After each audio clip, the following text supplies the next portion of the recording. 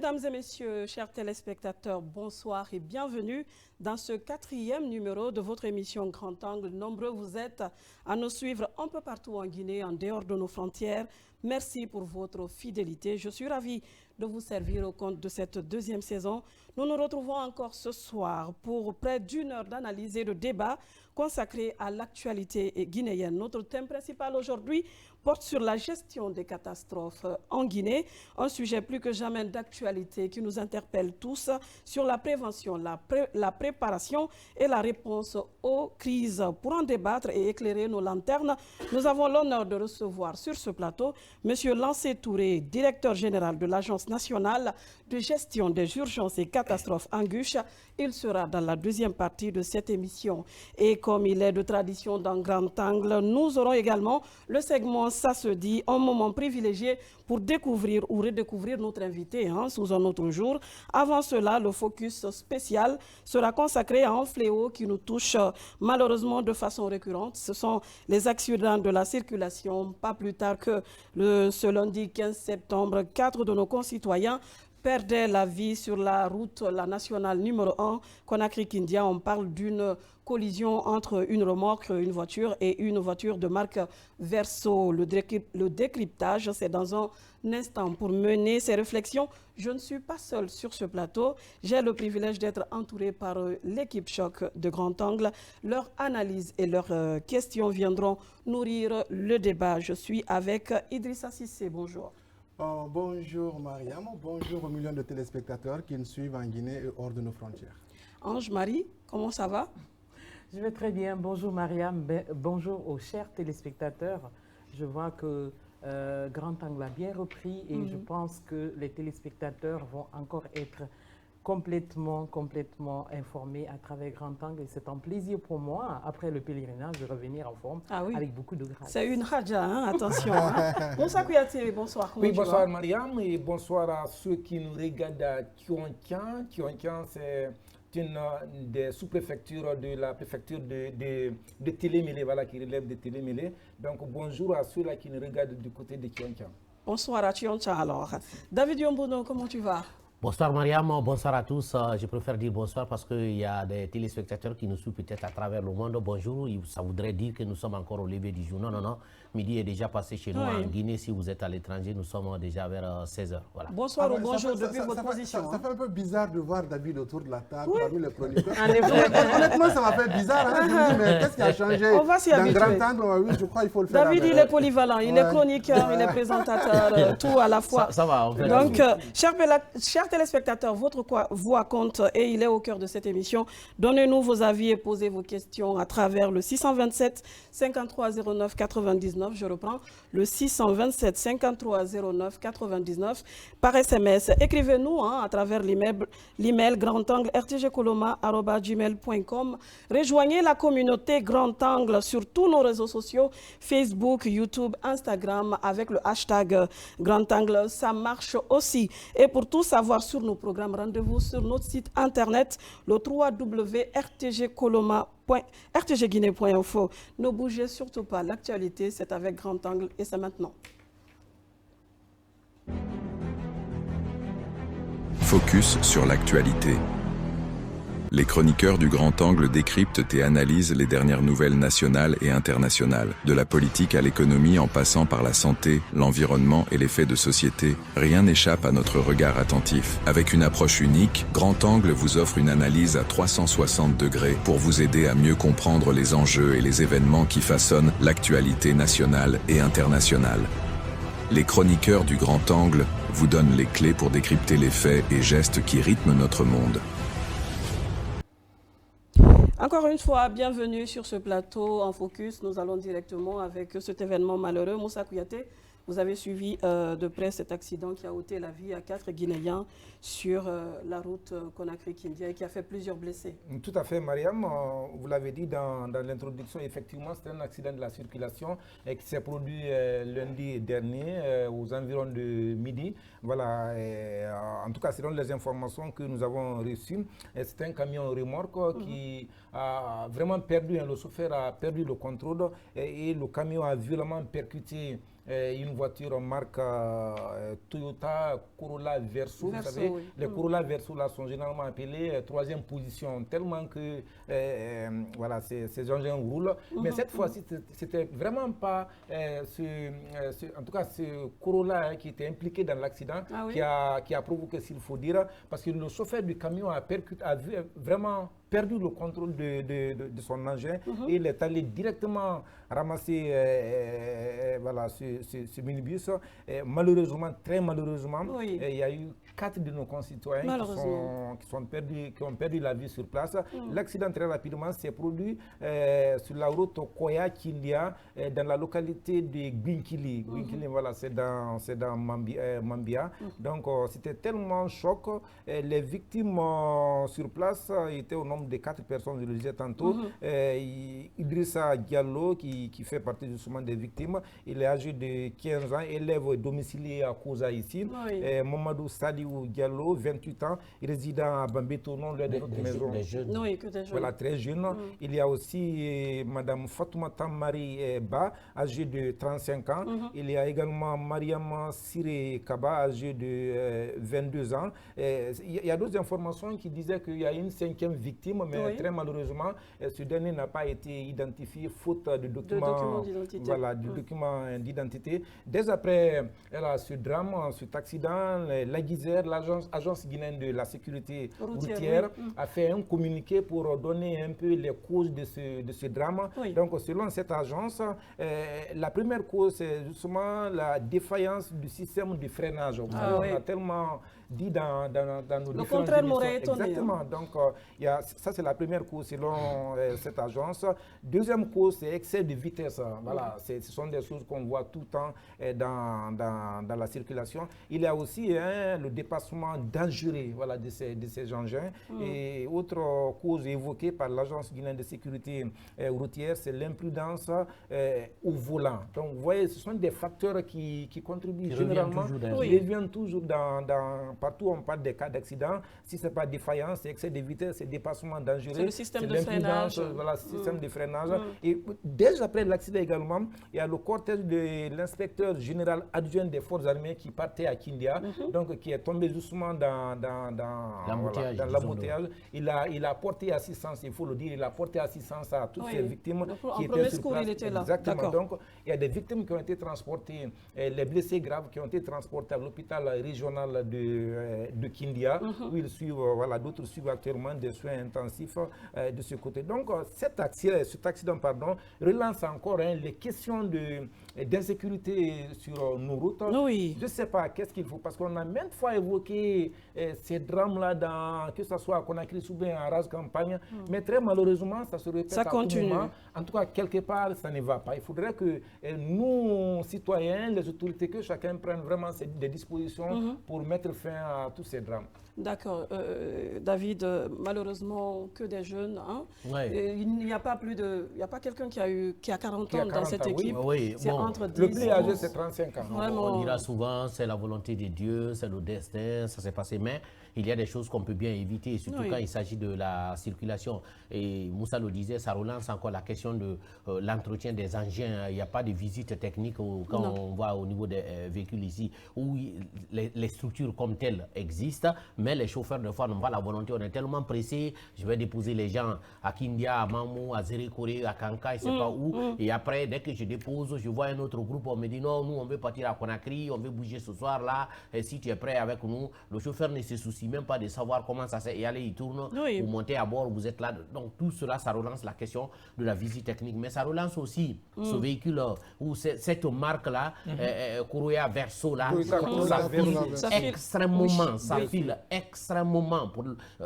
J'étais récemment à Sigiri, j'ai quitté Sigiri pour Conakry, j'en ai vu sur la route, mais ma foi, ça va extrêmement vite. Surtout que la route de ce côté-là, à partir de Kindia pour aller à Mamou, Dabola, surtout Mamou, Dabola, Kouroussa jusqu'à Kankan, ma foi, si quand tu ça te dépasse, tu as l'impression que c'est un train ou bien c'est un avion qui est au décollage. Ça file extrêmement, ça interprète. Finalement, ça devient difficile. Quand la route est mauvaise, on dit non, la route n'est pas bonne. Quand la route est bonne, ça pose encore un problème. Donc finalement, c'est au chauffeur de faire très attention, quel que soit votre empressement.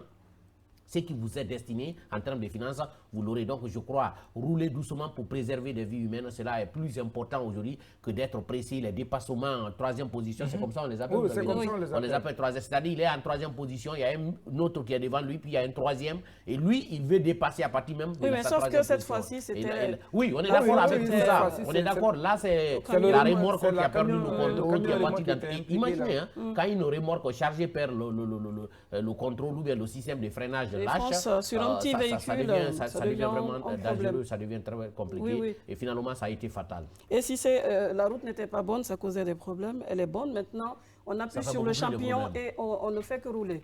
Et voilà, les catastrophes. Oui, je crois peut-être aujourd'hui, pour la première fois, mon raisonnement va un peu faire sourire à lui, parce que je crois qu'il y a un facteur où on a encore beaucoup plus besoin de sensibilisation, c'est au niveau de ces chauffeurs. Ce qu'il faut reconnaître, la plupart de ces chauffeurs qui sont sur nos routes quittent des gares routières, que ce soit des gros porteurs ou des transports en commun, ces petites voitures, comme on les appelle. Toutes ces personnes quittent le plus souvent au niveau des gares routières. Je me dis qu'à ce niveau, il doit y avoir beaucoup plus de sensibilisation. Les spécialistes le disent souvent, il y a 3 facteurs qui rentrent en compte quand il y a un accident. D'abord, il y a l'homme, il y a la route et puis il y a l'engin lui-même. Si l'homme, c'est-à-dire le chauffeur, essaie au moins d'être limité, essaie d'être prudent, quel que soit l'état de la route, quel que soit l'état du véhicule, le pire peut être évité. Même si ces 2 autres facteurs ne marchent pas bien, même si le chauffeur n'est pas prudent, quel que soit ce qui se passe, on est exposé à ces accidents. Ça sera difficile. Je me dis à ce niveau, c'est... l'État, c'est vrai, hein, tout se met encore sur la tête de l'État. L'État, c'est nous, c'est vous. Je crois à ce niveau, c'est au niveau de la gendarmerie routière que le tout doit beaucoup plus se jouer. Je crois qu'à un moment, on a mis vraiment des engins à la disposition de cette gendarmerie pour les permettre de sillonner si peut-être ils n'ont pas de camions sur les routes. Mais les chauffeurs, quand ils arrivent à ce niveau-là, ils ralentissent. Mais dès qu'ils dépassent, il sait qu'il est à 5 km. La gendarmerie est derrière. Oui, le rôle de cette gendarmerie routière, il y a des paramètres, en tout cas, il y a des niveaux où, en tout cas, par zone, ils doivent sillonner, des agents doivent sillonner pour voir est-ce que tout se passe bien. Il faut qu'on essaie d'activer, parce que vu qu'on a du mal à jouer sur l'idée des chauffeurs, des conducteurs de ces engins, la conscience, exactement, sur la conscience de ces conducteurs, je crois qu'il faut beaucoup plus activer la loi pour qu'au moins que les vitesses soient limitées par endroit. Parce que quel que soit ce qu'on dit, c'est par ça que j'ai commencé.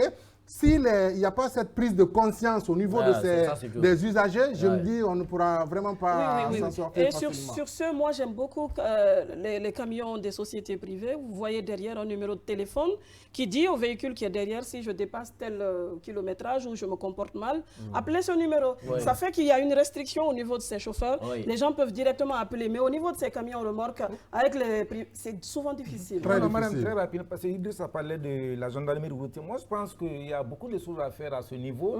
Je n'ai rien contre la gendarmerie routière, mais franchement, la dernière fois, moi, je quittais Kankan pour Conakry.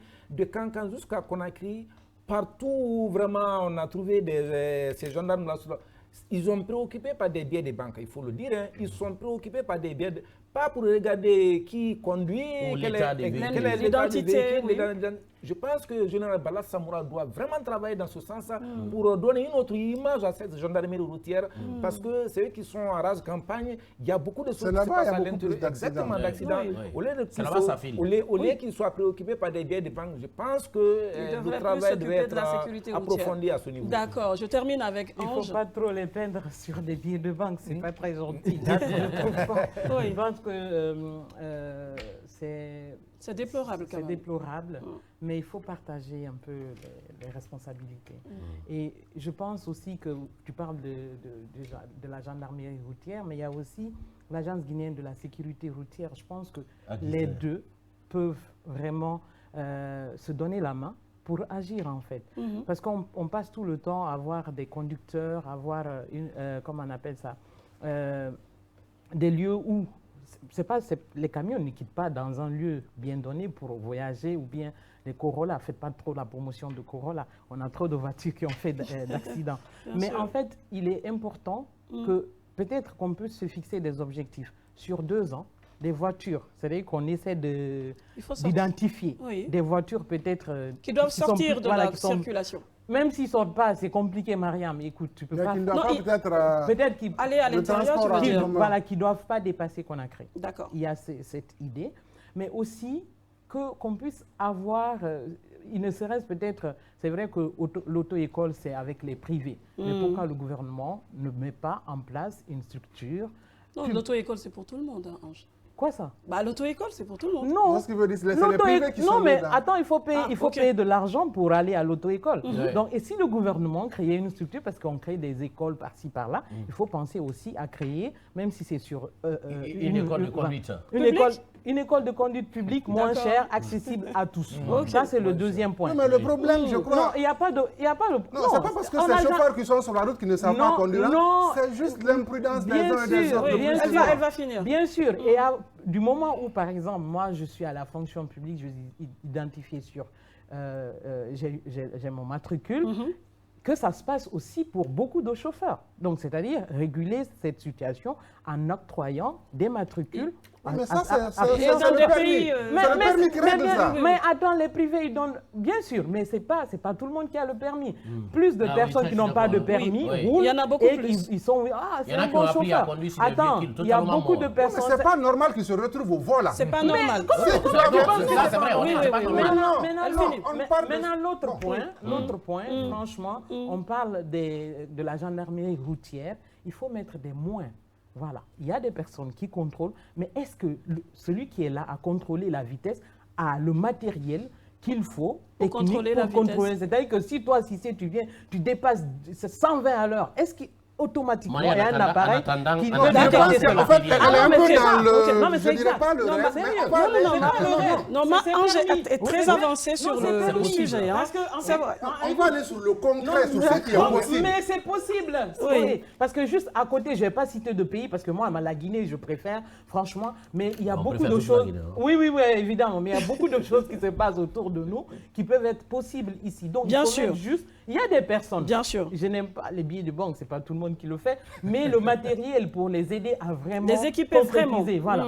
Oui. C'est Et pas même toujours à- On pourrait concret, aussi, hein, on je suis, pourrait hein. aussi mettre des panneaux, par exemple, tel que l'accident dont on parle maintenant, là, les images là, faire des panneaux, afficher ces accidents-là Pour jusqu'à- sensibiliser. à 25 km par exemple, Oui. dans un endroit bien Attention. indiqué. Pour les On met, conscientiser, voilà, oui. pour dire aux chauffeurs, attention, si vous roulez, ouais, non, il y a un accident Oui. de ce genre-là. Là, tu Donc ça aussi, ça le peut- sors à notre ça- affaire. ça peut faire peur. Oui, Est-ce si, c'est- que Ange a donné comme explication, c'est tout beau, hein? C'est tout beau, en fait, c'est l'idéal. C'est l'idéal. C'est l'idéal. Mais en attendant, je crois ce qui est, je dirais pas, l'État c'est la force, c'est l'incarnation de la force, on est d'accord. Mais ce qui peut être palpable, ce qui peut être concret, ils ont ces gendarmes, ils ont des motos. Bien sûr. Ils sont repartis peut-être sur des zones. De Kindia, par exemple, tu prends la zone de Kindia, ils peuvent mettre des paramètres. Des gendarmes sillonnent au niveau de ces routes. Là, s'il y a des chauffeurs qui sont en excès de vitesse, ils peuvent intervenir pour au moins calmer les ardeurs. Des fois, c'est très même difficile de rattraper ces chauffeurs. Non, quand ils dépassent, les véhicules dont on parle là, quand ils dépassent les motos des Oui, chauffeurs mais là, c'est ça que c'est le fini truc, quoi. les gendarmes, quand ils savent que les gendarmes sur la route, ça seulement, ça peut les dissuader. Oui, Oui, non, on est croyez-moi. mais d'accord. moi On est je d'accord. pense que Ah, le mais point c'est de pas tout le temps, hein. oui, mais le point de départ, un véhicule est contrôlé, le chauffeur est en bon état d'esprit, oui. hein? La route elle est bien faite, mais allons-y. Oui, mais Oui, souvent c'est pas au mais- départ. Voilà, Souvent c'est pas au départ. oui, C'est pas au départ. Moi je comprends tout à Par fait. exemple, si tu vois un chauffeur qui a bu, et voilà, qui a un truc, mais il y a un petit Il boit en matériel. cours de route. Oui, il boit en cours de- il y a un Il boit en petit cours de matériel route. qui peut même détecter qu'il a bu. Et si tu vas dire que la Guinée ne peut pas. Je n'ai pas dit ça. Hein?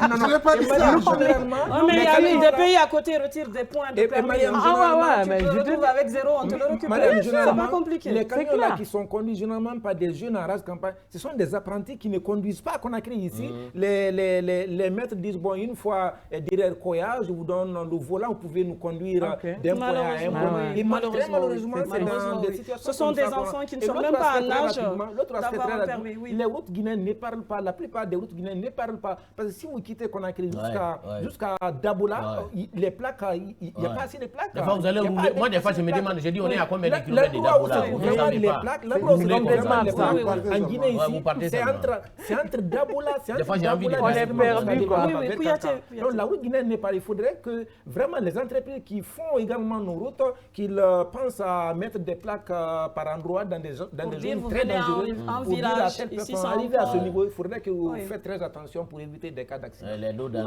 Et souvent c'est les nouvelles routes qui ont cette chance d'avoir ces panneaux. Oui, donc vraiment, condoléances à toutes ces familles éplorées, prompt rétablissement à ceux qui sont en convalescence. Nous allons, après cette étape, passer à la rubrique face à l'invité. Nous allons recevoir le directeur général de l'Anguche après nos obligations commerciales.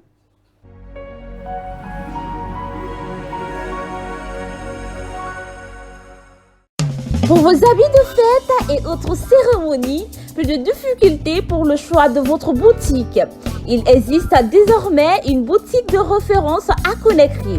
Pour vos costumes, chemises, ceintures et chaussures de marque italienne et turque, rendez-vous à la boutique Chérif Aïdara.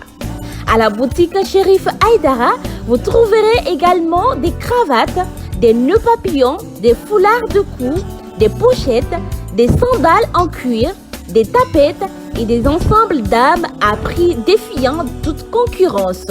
La boutique Chérif Aïdara, c'est à Kaloum, quartier Monképa, 5e avenue derrière la DPJ. Pour tout contact, appelez au 626 81 73 43 662 57 11 70. À Chérif Aïdara, le pari des sapeurs est gagné.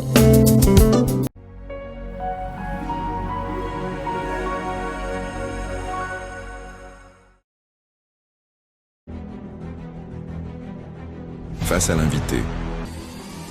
La vérité sans détour. Nos chroniqueurs poussent les portes de l'actualité et interrogent un acteur clé de la vie nationale. Sans tabou ni langue de bois, il répond à toutes les questions, offrant ainsi un éclairage unique sur les grandes préoccupations du moment. Grand Angle, votre tribune de libre expression, vous permet de mieux comprendre les enjeux de société, les défis politiques et les mutations économiques qui façonnent notre pays. Dans le strict respect des lois de la République et de la déontologie journalistique,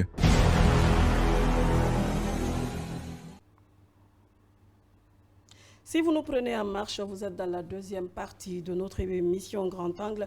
Merci pour votre fidélité. Notre thème de ce soir parle des catastrophes, la gestion de ces catastrophes en Guinée. Nous recevons pour vous le directeur général de l'Agence nationale de gestion des urgences et catastrophes, Anguche. Nous allons revenir avec lui, par exemple, sur le malheureux événement qui est arrivé à Manéa par rapport à l'éboulement de ce côté, mais pas que, hein, rassurez-vous. Mais avant cela, parole aux téléspectateurs. Idrissa Cissé, est-ce qu'on a des téléspectateurs qui ont réagi? On a un message qui n'est pas, malheureusement, qui n'est pas signé. Le téléspectateur il dit ceci. Salut, le problème est que chez nous en Guinée, les routes ne sont pas aussi grandes. Il faut inviter donc le gouvernement à faire des routes 4 voies. Là, dès qu'il y a un autre gouvernement, il peut continuer. Par exemple, si eux ils font jusqu'à Kindia ou jusqu'à Mamou, arriver un autre gouvernement pourra continuer. Bon, c'est un message d'un téléspectateur très malheureusement qui n'est pas encore signé. D'accord. En autre? L'autre message, il est venu à moitié, il est signé de Jamal Negro, mais le message n'est pas venu en entier. Merci beaucoup pour vos messages. Continuez à nous faire parvenir vos opinions. Avant, monsieur le directeur, bonsoir. Bonsoir. Et bienvenue dans Grand Angle. Merci. Vous êtes maintenant un habitué de cette émission. Merci d'avoir répondu à notre invitation. Merci. Bonne nouvelle, hein, un peu plus de 8 milliards ont été déboursés par l'État en réponse aux inondations survenues en 2025. Est-ce que vous pouvez nous en dire plus? Ok, merci vraiment. C'est vrai, c'est une bonne nouvelle parce que quand il y a une catastrophe, on mobilise tous les partenaires ici, y compris le secteur privé, les ONG nationales et internationales et les agents du système des Nations Unies. Et la première question posée par les institutions, par les partenaires qui accompagnent le gouvernement guinéen, la première question, ils se disent qu'est-ce que l'État a fait. D'accord. Et ils viennent en appui directement de ce que l'État a fait. C'est pourquoi dans leur communication, vous attendez souvent, nous venons en appui aux efforts du gouvernement. Tout à fait. Et donc, mais si ça trouve que le gouvernement ne fait rien, et aussi ils ralentissent parce que exactement, ils se disent bon, peut-être le gouvernement ce n'est pas une priorité pour le gouvernement, donc ils ralentissent. Donc c'est pourquoi. Et ce qu'il faut noter, c'est que c'est vrai, on a eu les 8 milliards, il faut remercier le gouvernement guinéen. Mais on a fait cette planification avant même l'éboulement de Manéa. La planification pour les 8 milliards a été faite avant, un mois avant l'éboulement de Manéa. D'accord.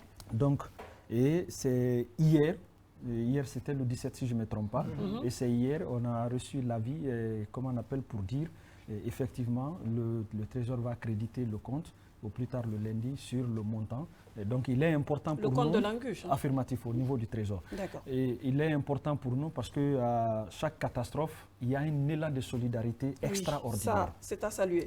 Si un particulier arrive à donner un sac de riz, 2 sacs de riz, 3 sacs de riz, même les associations jusqu'à 10 sacs de riz, si l'État aussi fournit des efforts, il est important qu'on montre à la population, voici ce que l'État a fait. Et c'est pourquoi, à chaque fois que l'État donne un montant, directement, on fait un communiqué pour annoncer ouvertement, voici, on a reçu tel montant du gouvernement guinéen. Alors DG, quand vous dites qu'il y avait des plans avant même l'éboulement, avant que vous, par rapport à ces 8 milliards, cette plan c'était quoi?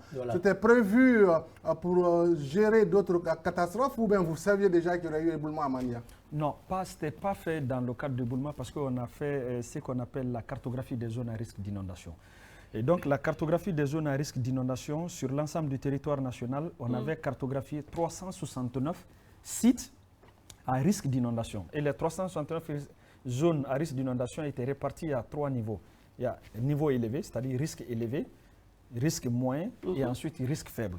Alors, qu'est-ce qu'on a fait? Au niveau des risques élevés, on a regardé qu'il peut y avoir des déplacements des personnes. Avec l'expérience de l'année 2024, on s'est dit qu'il peut y avoir des déplacements. Quand il y a débordement, il peut y avoir des déplacements des personnes. Alors, à côté de ces sites à haut risque d'inondation, avec le ministère de l'Éducation, avec les élus locaux à la base, on a identifié 59 écoles, écoles et maisons des jeunes, 59 lieux publics. Et ensuite, avec la capacité, ces lieux publics ont été la sécurité, et puis on peut placer les gens et la capacité d'accueil.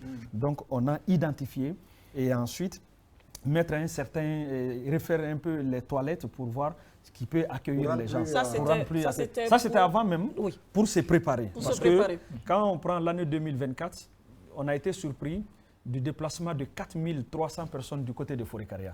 Et on était obligé, on n'a pas les tentes, vraiment de réquisitionner les écoles. On a réquisitionné jusqu'à 5 écoles et mettre ces gens pendant 2 mois, 3 semaines. Donc, pour ne pas refaire la même chose en 2025, directement, on a fait une planification, on a anticipé. Oui, mais après, justement, à ce niveau, il y a des trucs que je comprends. L'Angus n'est pas dans la prévention.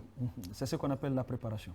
Ah, ça, c'est la préparation. Parce qu'après, moi, je crois, normalement, Angus, c'est quand il y a catastrophe, qu'on ne souhaite pas que Angus est en action. En français clair, pour montrer la gestion d'une crise, il y a ce qu'on appelle avant, pendant et après. Maintenant, quand on prend avant, ça, c'est ce que vous dites, c'est la prévention, les activités de prévention. Mais à la fin de avant, il y a ce qu'on appelle, tu sais, il y a un lien. C'est un lien entre ces 3 phases. Et le lien là, c'est ce qu'on appelle la préparation. Qu'est-ce que je donne juste un exemple. Il y a une structure qui est là, qui va sensibiliser les gens et qui connaît où se trouvent les DPM, les domaines publics maritimes. Les gens sont dans les bas-fonds. Ils mènent des sensibilisations auprès des gens pour quitter. Et après, ils nous alertent. Attention, à ce point-là, je sais que ça va déborder. Prenez vos dispositions. Donc nous, la préparation, on appelle ça comme entraînement. Je comprends. Mais est-ce que vous étiez alerté par rapport au cas de Mania? Parce qu'on en a longtemps parlé, l'habitation sur la montagne. Est-ce que vous vous attendiez à ça? Non. Alors, Mariam, c'est ce que je voulais dire, mais en matière de gestion de crise, il faut quand même prévoir et prévoir ce qui va arriver et plein de choses. Mais en fait, moi, ma question, c'est que vous avez déjà une cartographie des endroits qui sont vraiment menacés et vous avez les médias qui sont là dans le cadre de la sensibilisation. Mais à moins que je ne sois, peut-être que je suis pas là informé par rapport aux autres, mais on n'a jamais entendu parler de cette sensibilisation pour dire que voilà, peut-être vous prenez les médias, vous allez pointer du doigt ces endroits, au moins pour préparer des personnes. Les mentalités. Ça sera le rôle de la Exactement, je comprends votre question. Ah, d'accord. Et je suis d'accord. Ou bien peut-être le gouvernement, parallèlement. Non, il y a une structure, je crois. En fait, exactement. Parce que, en fait, ici, voilà ce que je peux éclaircir un peu le coin. Ce que vous dites, vous avez parfaitement raison. Et c'est vrai, dans chaque chose, surtout dans le domaine de la prévention, il faut communiquer beaucoup. Il faut communiquer beaucoup. Et c'est pourquoi le lien qui lie entre la prévention et puis un peu qu'on appelle la préparation. Nous, côté préparation, peut-être on a un peu débordé pour appeler tous les élus locaux. Et d'ailleurs, la cartographie des zones à risque d'inondation, la cartographie qui a été élaborée, les données ont été collectées dans les, comment on appelle, dans les circonscriptions, en fait, dans les quartiers, dans les communes, par les agents de l'habitat, l'environnement, les travaux publics, le ministère de l'administration du territoire, les chefs des quartiers. Et quand on collecte toutes ces informations, on vient directement vers le président de la délégation spéciale. Il regarde avec les chefs des quartiers, il approuve. D'accord. Avant qu'on les mette dans la base de données. Et quand on met dans la... C'est-à-dire il approuve qu'effectivement, dans ma commune, il y a ça. Et quand on met dans la base de données, on montre au ministre de l'administration du territoire. Et le ministre de l'administration du territoire convoque une réunion des élus locaux. Donc ils viennent, on les présente sur une carte. On vous dit, à Kobaya, au niveau du pont de Kobaya, si rien n'est fait, voici, si ça déborde, voici, il y a tel nombre de ménages à côté qui seront impactés. Donc voilà, on informe les élus locaux. Et ces reportages-là sont passés à la télévision nationale. Et par ailleurs, puisqu'on parle de Manéa, tout le monde, voilà, quand tu passes à côté de Kobaya, les gens disent, ah, le prochain éboulement, c'est à Kobaya. Exactement. Mais sans avoir la cartographie, mais en voyant cet emplacement, c'est comme ça on le dit. Donc je pense que c'est vraiment inquiétant. Il faudrait que les présidents ou les délégations spéciales aussi se donnent vraiment, comment on appelle ça, s'implique dans la sensibilisation. Voilà, s'implique dans la sensibilisation, parce que c'est eux qui vivent la chose et c'est eux qui donnent l'information. Je pense que, si vous permettez, madame, dans la gestion des catastrophes, il y a une seule structure ne peut pas travailler. C'est multisectoriel. C'est multisectoriel. Il y a l'habitat qui est là. Il y a l'environnement. Il y a les travaux publics. Et nouvellement avec la création du ministère de l'hydraulique, donc qui reprend maintenant l'assainissement. Il y a même l'éducation qui Il y a l'éducation. Il y a la santé. La sécurité. Il y a la sécurité. Donc tout le monde intervient. C'est une synergie d'action. C'est une synergie d'action. Donc tout le monde intervient, chacun au niveau de ces trois phases. Mais le volet qui nous concerne là-bas, c'est ce qu'on appelle le volet humanitaire. Il y a eu catastrophe, telle personne est concernée, il n'a pas où dormir, il n'a pas quoi manger, nous on intervient. Et il a un problème de santé dû aux catastrophes, on l'oriente vers le ministère de la Santé. Et voilà ce que nous faisons. Le volet humanitaire dans tout ça, vous analysez de façon globale. Et c'est vrai, vous avez raison, mais le volet humanitaire... David. Oui, 8 milliards déjà planifiés, ça veut dire que s'il y a quelque chose qui y est arrivé, on ne le souhaite pas, que les 8 milliards ne feront plus partie, ça ne rentrera pas en ligne de compte. Est-ce que les 8 milliards ne sont pas déjà dépensés? Il dit c'est planifié. Repartis, je veux dire. En grande partie, avant même l'arrivée, comment on appelle, du montant, nous, si vous remarquez, j'avais dit sur le plateau ici, c'est vérifiable, peut-être le reportage va passer même ce soir à la télévision nationale. On avait réquisitionné, dans ce cadre-là de la prévention, l'école Olivier, qui a jusqu'à R+3, où du 28 juin jusqu'à la date d'hier à 10 h, les gens, plus de 400-500 personnes étaient logés, avant même l'arrivée du fonds, sur les frais, vraiment de l'anguche, parce qu'on savait que ça on a pris directement pour loger les gens, manger matin, midi, soir, les matelas, les draps. Et ceux qui tombent malades directement vont dans les structures vraiment de santé. Et même sur place, il y a même une dame qui a accouché à l'école et tout. Et également à la maison des jeunes, vous pouvez, ceux qui sont la maison des jeunes de Koya. Est-ce qu'on peut avoir les images de l'éboulement de Manéa Exactement. Mais ça, c'est différent de l'éboulement de Manéa. Quand on dit inondation, c'est pourquoi je veux qu'on différencie les dossiers. Il y a éboulement, parce que ça s'est passé à Manéa, et en même temps, il y a l'inondation, parce que Manéa ne fait pas partie de Koya. Donc, il y a l'inondation à Koya et à Manéa, mais en même temps, il y a éboulement à Manéa. Manéa ne fait pas partie de Koya ou Non. Manéa c'est maintenant une commune urbaine comme Ratoma, comme Dixine. Les 13 communes urbaines de Conakry, Manéa, c'est une...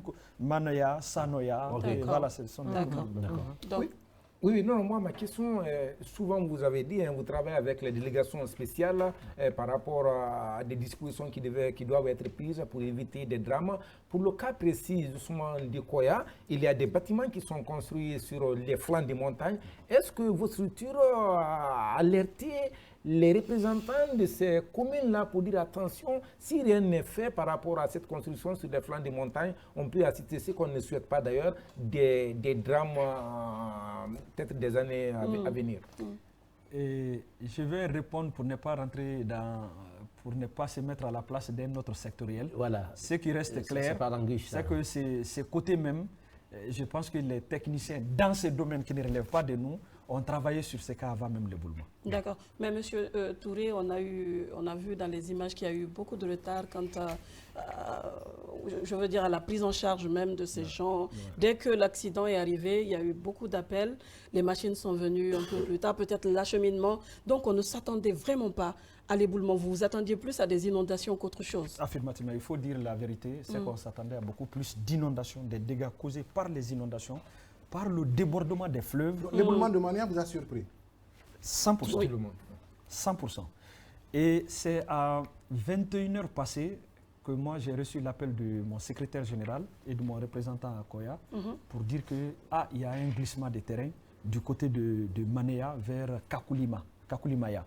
Et donc directement j'ai informé mon ministre. Mais vous n'imaginiez pas l'ampleur? Non. J'ai informé et mon ministre m'a autorisé de partir. On est arrivé sur terrain avec le ministre de l'Habitat. On est arrivé sur terrain de 22h jusqu'au lendemain à 11h. On a sorti les gens sous les décombres devant nous, les envoyés, comment on appelle, à l'hôpital. Et vu les circonstances, les moyens qui n'étaient pas à la disposition de la protection civile pour secourir les gens, le ministre était là et on était au téléphone. C'était pour appeler ce qui passe maintenant à la télé, le directeur de génie militaire. Donc c'était d'appeler génie militaire. Le ministère de la Défense a mis en branle pour demander tout ce que vous demandez. Si c'est à la disposition du génie, on met à votre disposition. Il y a 4 poclins qui ont été demandés. Et il y a des poclins, mais il fallait encore des porte-chars, c'est-à-dire des remorques géants qui peuvent transporter ces machines poclins-là pour les acheminer. La route n'est pas comme ça, juste sur le site. Et ça, c'était vers 22h, encore les gens étaient sous les décombres. Donc imagine prendre ces poclins à Sangoya, PA, qu'on appelle communément PA au camp militaire, les envoyer et commencer à chercher les gens sous les décombres. Il faut remercier vraiment l'armée. Si ce n'était pas la promptitude, si l'armée n'était pas là. Exactement, si l'armée n'était pas ce jour-là, aujourd'hui nous sommes à 19 morts avec 9 disparus. Donc on allait être à plus de 30 à 40 morts. Alors, spécialement pour Mania. Justement, vous avez dit que vous étiez surpris quand vous êtes allé à Mania. Quand vous étiez sur le terrain, à quel moment vous vous êtes rendu compte de l'ampleur, de la gravité de la situation? Tu sais, c'est le matin. Wow. Tu sais pourquoi? C'était la nuit, il n'y avait pas de lumière. Les gens sont sous les décombres. Et donc, il y a les tractopelles, les machines sont venues. Et s'il n'y a pas de lumière, ça ne peut pas faciliter la recherche. Non. Et la protection civile a demandé les torches, où on va acheter les torches la nuit.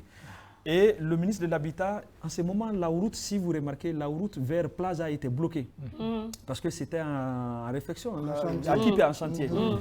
Les lampes qui illuminaient ces sites-là, le ministre de l'Habitat a appelé pour envoyer ces lampes-là, vraiment qui ont permis, c'était maintenant vers 0h maintenant. Et vous étiez encore sur le terrain? On était sur le terrain jusqu'au lendemain. Donc c'est ce qui a permis de voir réellement l'ampleur. Et ensuite, quand nous sommes venus, la première des choses, c'était les voisins qui n'étaient pas trop impactés, les appeler. Ici, il y avait une maison. Je vous assure, les duplex, parce que généralement duplex chez nous c'est R+1, n'est-ce pas? Les duplex, tu pouvais t'arrêter sur la boue et on te dit en bas ici il y a un duplex. Non. En fait, tu ne vois pas même les tôles. À plus forte raison dire que voici les murs. Non, tu ne vois même pas les tôles.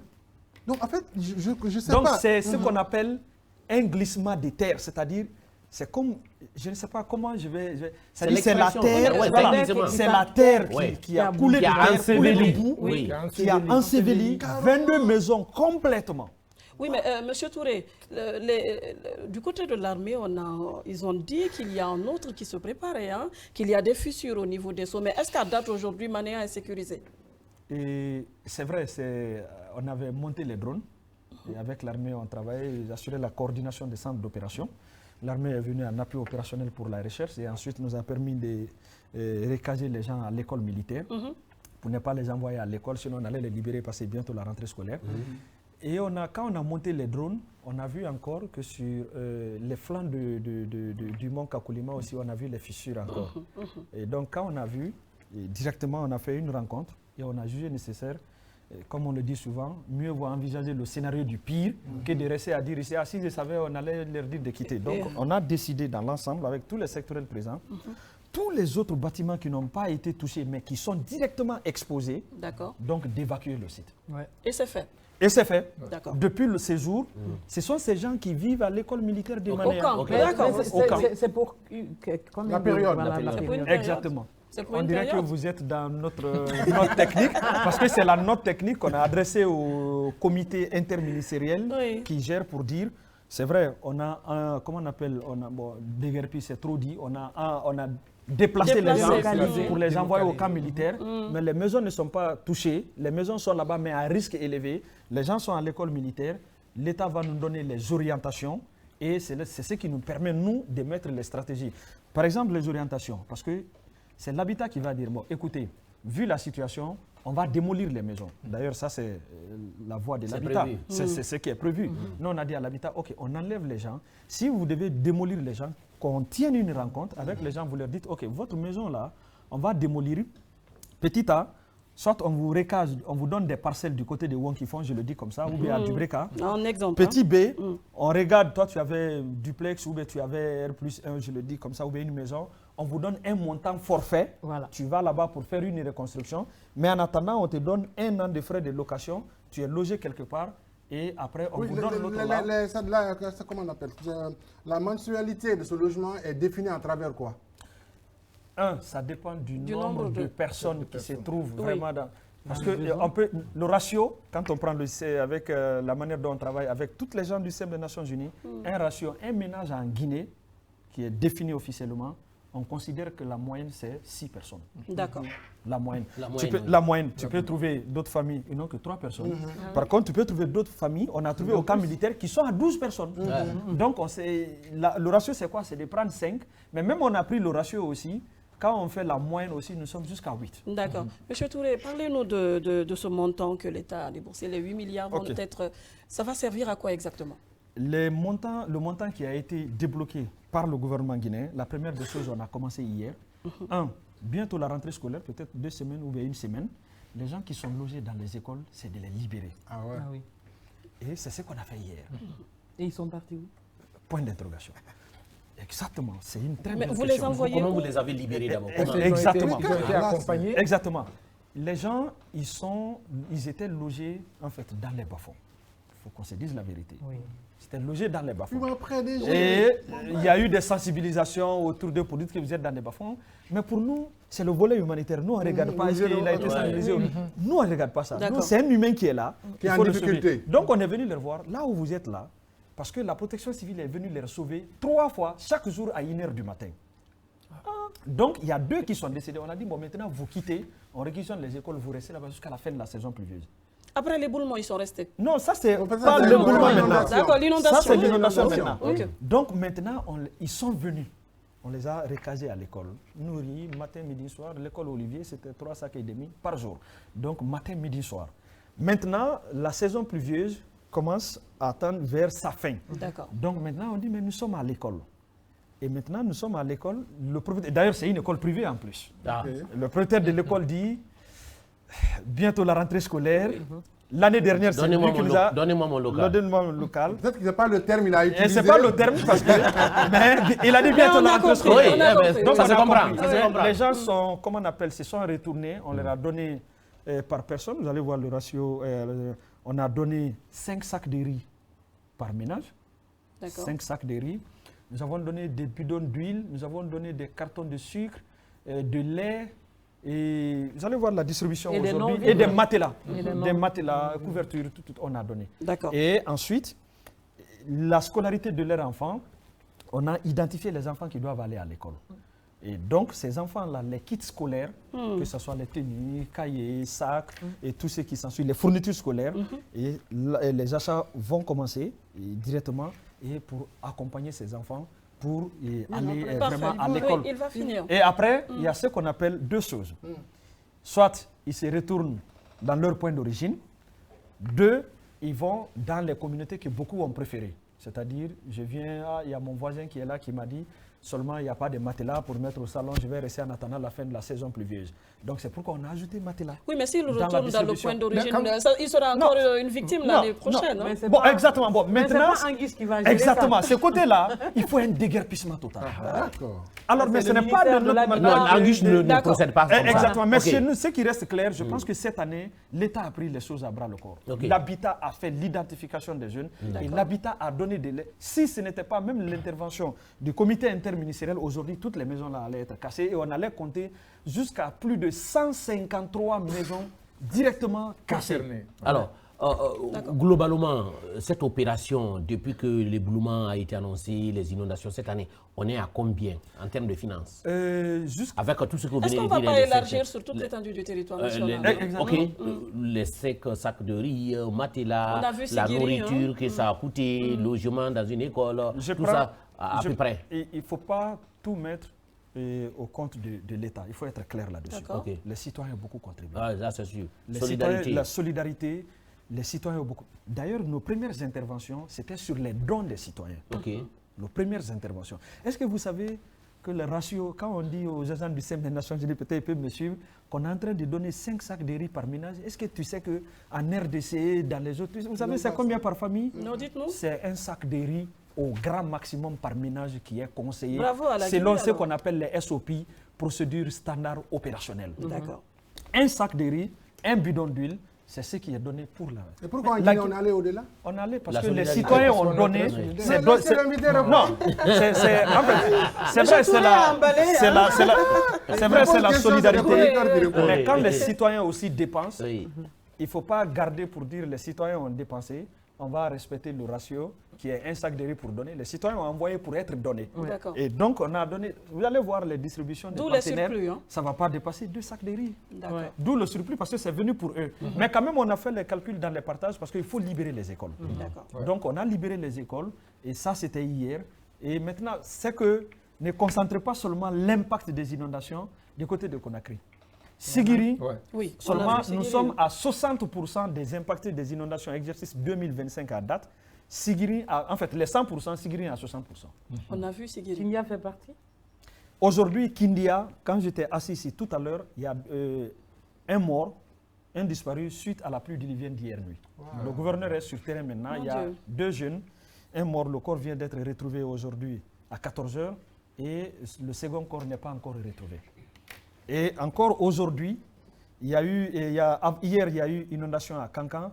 Il y a une fillette qui a été emportée, une fillette de 2 ans qui s'appelle Kankou Kamara, qui est dans le quartier Farako 2, Malheureusement. secteur 1 à Kankan. Vous ne pensez pas que le ministère de l'Habitat devrait faire beaucoup de boulot pour faciliter aussi la tâche? Pas seulement le ministère de l'Habitat, Oui, parce que l'environnement, non, les mais en travaux fait- publics, Mais en fait, il y a- l'assainissement. tout à Oui, l'heure- parce que vous êtes en train de dire les causes des Oui, mais inondations. tout à l'heure, C'est lié à beaucoup de facteurs. Voilà, Exactement. tout à l'heure, mon frère David disait qu'il faut vraiment, comment on appelle ça, construire une ville dans les normes, Résiliente, ouais. voilà, pour que on évite des inondations qu'on a eues, parce que nous, on a eu sur des vidéos où tu trouves un fossé qui tombe sur le salon de quelqu'un.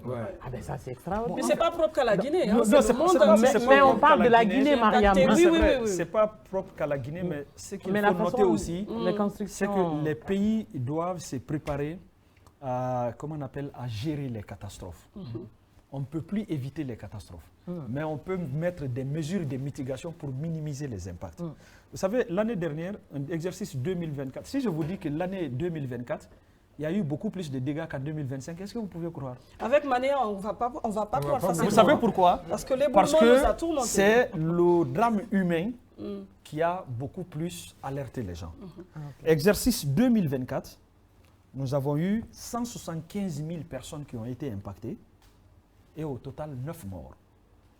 Année 2025, nous sommes déjà 59 morts plus 2, ça va faire 61 morts à l'heure où je vous parle. Sur les inondations, nous sommes à 61 morts avec 46 000 impactés. Ah, mais c'est beaucoup, hein? Oui, c'est beaucoup. Le nombre de L'année morts. dernière, 2024, 175 000. Cette année, actuellement, nous sommes à 46 000 personnes. Ça, il y a une grande différence. Donc, imaginez, il y a, je ne vais pas citer les communes de Conakry, vous le connaissez, Somphonia, Lambaye, Ratoma, Matoto, Tombolia, où il y a eu déjà 6 morts, et ainsi de suite. Et avec Manéa, Koya, Dubreka, après Dubreka, Massanta. Massanta, après maintenant Mandiana, Mandiana, Sigirin, Sigirin, Kankan, Kankan et Kindia. Mais on va dire que Conakry, c'est l'urbanisation, mais Sigirin, Sigirin, c'est dû à quoi? Parce que là-bas, il y a tellement d'espace. Qu'est-ce qui n'a pas? Vous posez des questions hyper techniques. C'est des techniciens qui sont là. Conakry, c'est l'urbanisation qui fait défaut. En fait, c'est ce qu'on appelle les constructions anarchiques, qui est l'une des causes, comme vous l'avez dit, un des facteurs. Sigirin, c'est ce qu'on appelle le débordement du fleuve. Ce n'est pas l'urbanisation. Sigirin est à côté du fleuve Bafi, Bafi, Niger et autres. C'est le débordement du fleuve. Ce qui s'est passé à Sigirin, le débordement du fleuve qui s'est passé à Sigirin, si c'était avec 2 morts, si c'était à Conakry, on allait compter plus de 100 morts. D'accord. Et vous savez ce qui fait ça? Il y a ce qu'on appelle la résilience de la communauté. La communauté riveraine. Les enfants, vous allez voir à Sigirin, les enfants qui sont en train de nager pour se laver. Donc, quand l'océan, en fait, quand le fleuve déborde, ils ne sont pas trop nerveux, en fait, ils ne sont pas trop déboussolés, ils ne sont pas trop agités. Ah ouais, c'est vrai, ils peuvent même nager pour quitter. Et puis, ils disent, le fleuve a débordé, donc quitter. Ça fait 50 ans, 30 ans, ils sont habitués à ça. D'accord. Ils sont habitués à ça. Sinon, il y a eu beaucoup de dégâts sur les infrastructures, sur les moyens de subsistance et ensuite sur le dégât humain. Mais dans la capitale, c'est le dégât humain. Okay. Oui, parce qu'à Conakry, on a des gens qui ne peuvent même pas nager dans une tasse. Oui, David. Oui, ma question n'est pas répondue. J'ai parlé de, on est à combien en termes de finances de dépenser. Mais l'autre question, quels sont vos rapports avec le fonds d'indigence? Tout à l'heure, vous avez cité la solidarité nationale qui s'est mise en branle, la population qui s'est levée pour apporter chacun 2 kg de riz. Le fonds d'indigence, peut-être que ce n'est pas de son ressort, mais est-ce qu'il y a eu une réaction de ce côté-là? Bon, je ne réponds pas à la place des structures, mais vous savez, en Guinée, il y a 2 terminologies où les gens font l'amalgame entre 2 terminologies. Dites-nous.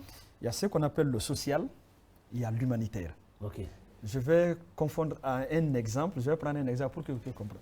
Il y a le train qui doit quitter Kankan pour venir à Conakry. Il y a toute une planification, le carburant, et puis les rails, la sécurité pour éviter que les bœufs traversent parce que le train ne s'arrête pas.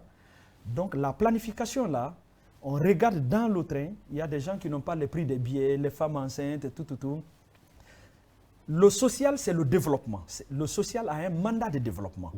C'est-à-dire, il regarde le train du développement à décoller, les personnes vulnérables qui sont là, comment les tenir, qu'il y ait urgence ou pas, mais eux, ils prennent les personnes vulnérables pour les accompagner, pour les tirer de la vulnérabilité. C'est ce qu'on appelle le social. Maintenant, l'urgence, c'est quoi? Le train a bougé, les acteurs du social sont dans le train, pour prendre les personnes vulnérables et tout. Et brusque, le bœuf a traversé et le train a déraillé. C'est ce qu'on appelle maintenant urgence. Les personnes qui sont blessées, les personnes qui ont perdu tout, le volet humanitaire vient. Et ensuite, ils travaillent pour que le train revienne sur les rails. Maintenant, ces personnes sont vulnérables. Exactement. Maintenant, les personnes là, d'abord, la situation humanitaire s'occupe parce que ce sont les urgences. Et après ça, c'est vrai, le fonds de développement, ils m'ont adressé un courrier. Ils ont dit, monsieur le directeur, c'est vrai, vous avez travaillé avec les urgences, mais nous allons travailler aussi, quand vous allez quitter sur le terrain, pour voir est-ce que ces personnes, dans la vie, restent vulnérables, pour qu'on puisse les accompagner. Et on est en train de travailler sur ça. Ils ont demandé la base de données et qu'on va fournir. Et directement c'est un travail complémentaire. Monsieur Touré, je vais vous ramener vers un autre aspect. C'est qu'avant la saison pluvieuse, on a eu des rivières qui ont changé de couleur du côté des zones impactées par l'exploitation minière. Il y a eu même les tubercules qui ne poussaient plus. Dans quelle catégorie vous placez ces aspects, ces actions? C'est le ministère de l'Environnement qui travaille sur cet aspect environnemental. Il y a plusieurs, comment on appelle, départements, en fait plusieurs directions au sein du ministère de l'Environnement. Il y a l'inspection générale même de l'environnement qui regarde, qui avait même réquisitionné pas loin, à côté de Sabadou Baranama, un fleuve qui était également aussi impacté. Donc, ils interviennent par rapport à ça. Nous, inscrivez-moi dans le cadre humanitaire.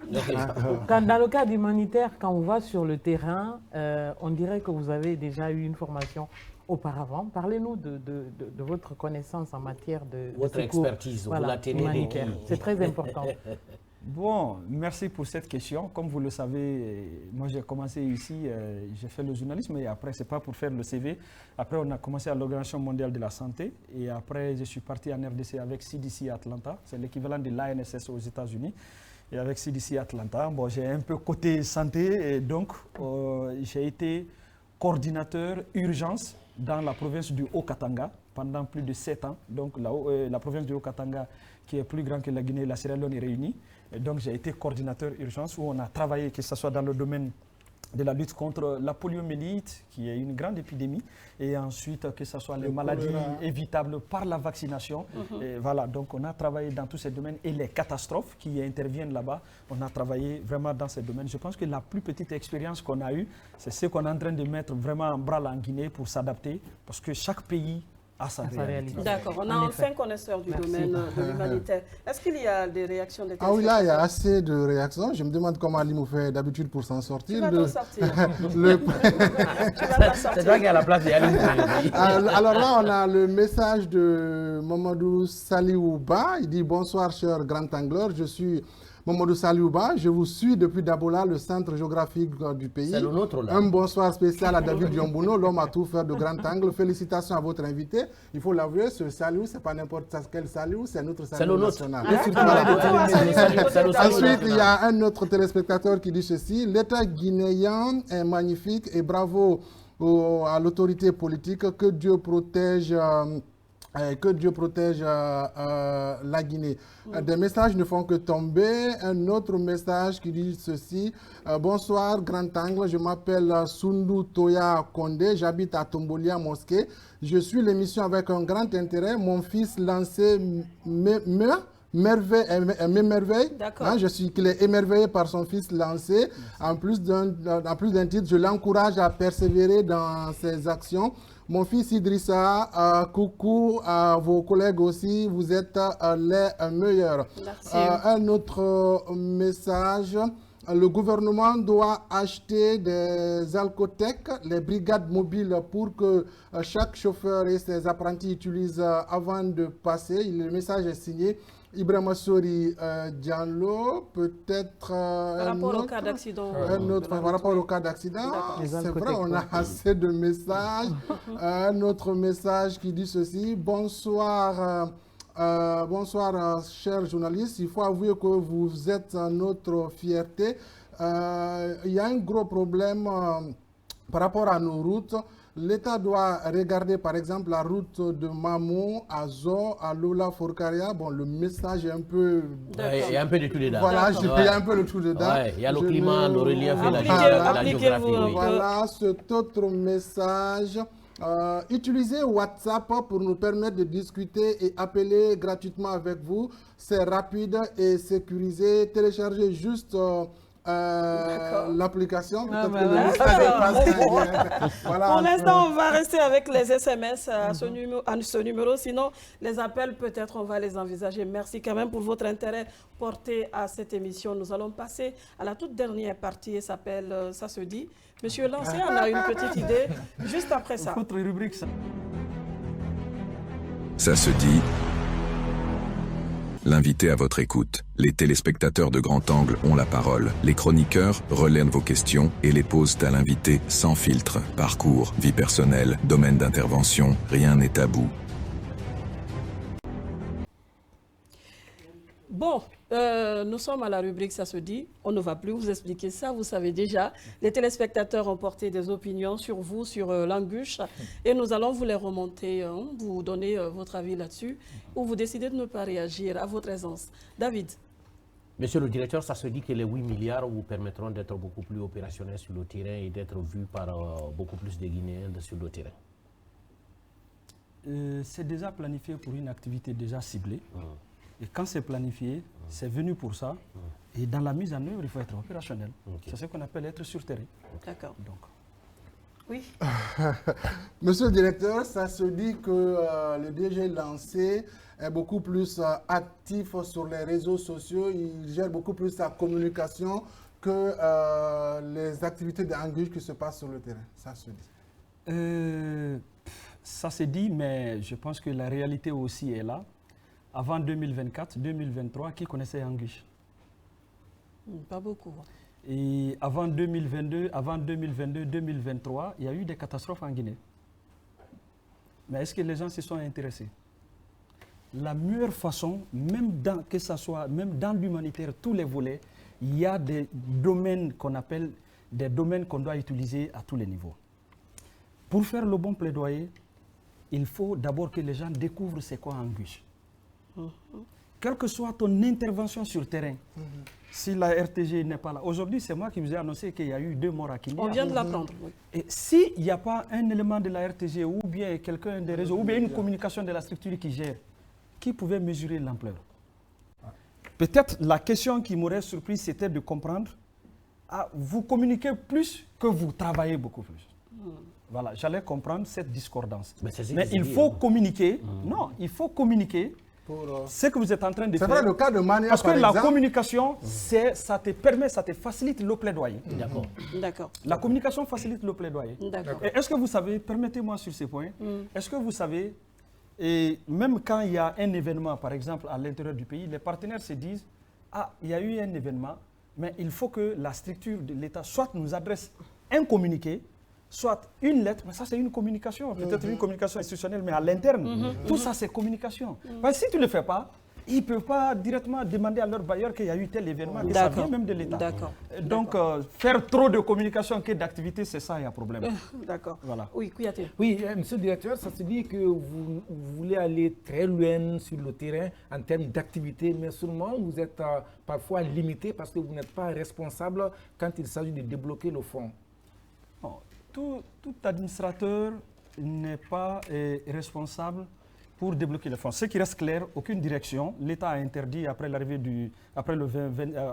5 septembre que les directions aient leur compte dans une banque primaire. Parce que si on avait le compte dans une banque primaire, il suffit que le directeur signe, va prendre à 8h, 8h30, on a l'argent. Mais aujourd'hui, je vous dis, les directeurs des EPA n'ont la possibilité que de sortir 5 millions en cash. Maintenant, pour sortir l'argent, je vais vous dire, d'ailleurs, vous parlez de... Tout le monde se braque sur les 8 milliards. Mais les 8 milliards, on va les avoir comment? Non, exactement. Je vous explique parce que nous, on a eu la bonne volonté de le dire. Et je vais le faire. Même si quelqu'un apporte encore 10 000 francs, je vais le faire. Vous savez pourquoi? Les citoyens ont été les premiers à nous accompagner quand l'État, on était en train de mobiliser l'argent. Si on trouve, directement, on doit dire à ces citoyens, on a trouvé tel montant. Je pense que, d'abord ça, mais je trouve dans la presse que les gens s'intéressent beaucoup à l'argent qu'à la franchise qui nous a permis de publier. Je vais vous dire juste un petit exemple pour dire comment on décaisse les 8 milliards, une partie des 8 milliards. Mais très vite, on est donné par le journal. Vous savez, quand ça tombe là-bas, quand ça tombe dans le trésor, pour sortir, il faut prendre un fournisseur. Un fournisseur qui doit faire le devis, on dit on doit travailler. Je prends juste 10 secondes. Tout ça pour dire que ça va prendre du temps. Non, pas du temps. Attends seulement pour dire comment ça va. Le fournisseur, il vient, on lui donne le contrat, il va à l'ARMPT. Si on donne comme ça 150 millions, il va à l'ARMPT.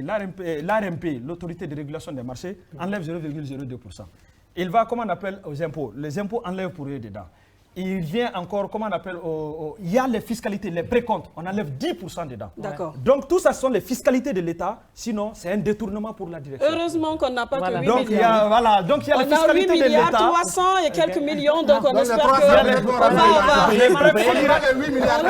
Ce qui reste clair, dans la planification, tout est dit parce qu'il y a les frais administratifs, donc, mais ce qui reste clair, ça ira où ça a commencé même hier. Ce soir, mais cet argent ne va pas toucher les impactés de Sigirine. D'ailleurs, effectivement, oui. C'est pour tout le monde. La semaine prochaine, après juste les frais, à partir du lundi, mardi, Sigirine, ça commence. Ok, Ange Tuan, ça se dit? Alors, ça se dit qu'en vous voyant sur le terrain, vous donnez envie de faire le métier de l'humanitaire.